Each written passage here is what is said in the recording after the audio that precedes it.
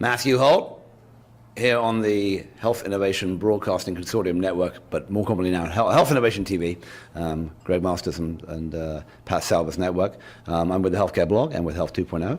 And I'm here with a visitor to the fair nation of America, from all the way from the beautiful city of Dublin in the Emerald Isle of Ireland.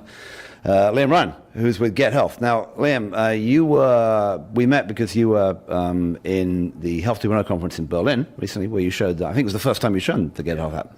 And since then, you've now joined the Startup Health Network. So tell us a little bit about what Get Health is and what your role is with Startup Health. Yeah, of course. So Get Health is all around establishing behavioral science and getting people to get more physical active, better nutrition, and more mindfulness. So we call it Move, Munch, and Mind. But it's a game of health. So now we're getting and tackling and approaching the people who are unhealthy, unmotivated, maybe uneducated by what it means to be healthy. And then we give them a really cool app that is fun to use, visually appealing, and all of a sudden it's something that they're starting to say, this is changing my health, but in a really meaningful way. And that's what we do.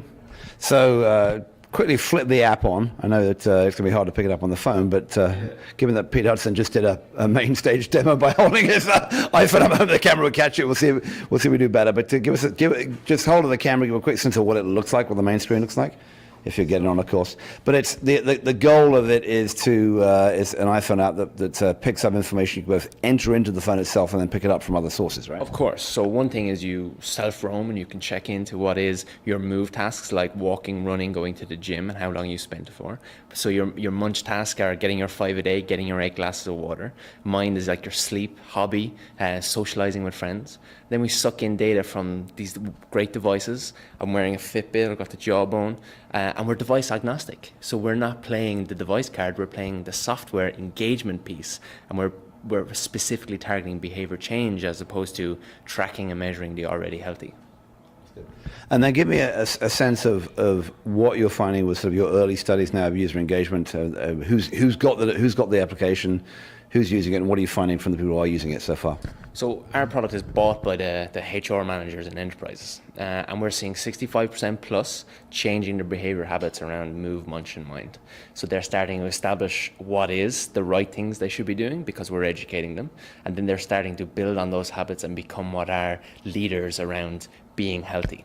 One of the greatest things that we start to see is people start to use it around 7 times average a day.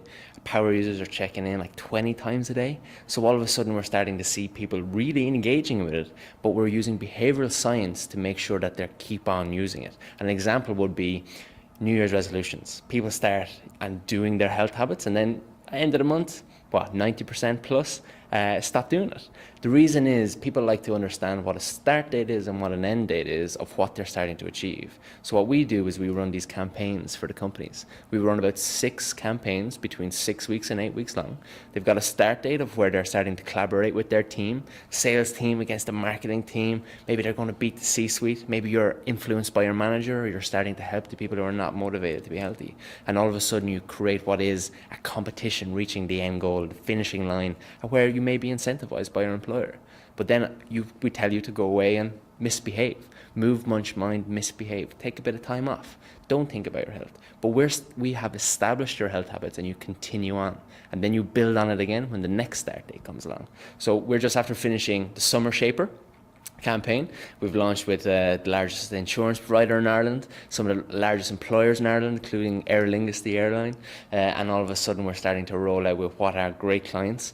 And we have a hands-on experience now because we are a small growing startup company into a business. And it's been great having that influence from Startup Health Network, which is that family of influencers or family of entrepreneurs that are helping us to succeed in a support network way.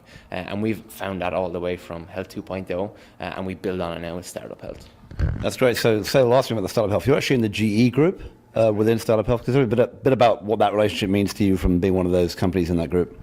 So we were the first 2 international companies outside of the US from over 400 applications handpicked by GE. And all of a sudden they said, what you're working on and the vision of what you're going to roll out in the next 12 to 18 months, we're excited and we want to be a part of it. So now we have, the validation that we're not crazy on what we're working on. What you're doing has a real impact.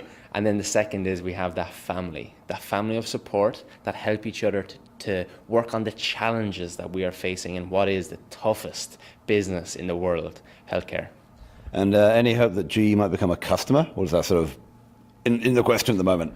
Well, it's great to have GE as an investor in our company, and now we're transitioning in what is proving our results and getting them on board as a customer for sure. And what Startup Health and GE is all about is giving you, one, an active visibility in the US marketplace, and second of all is active channel to customers, and that's what we're all about.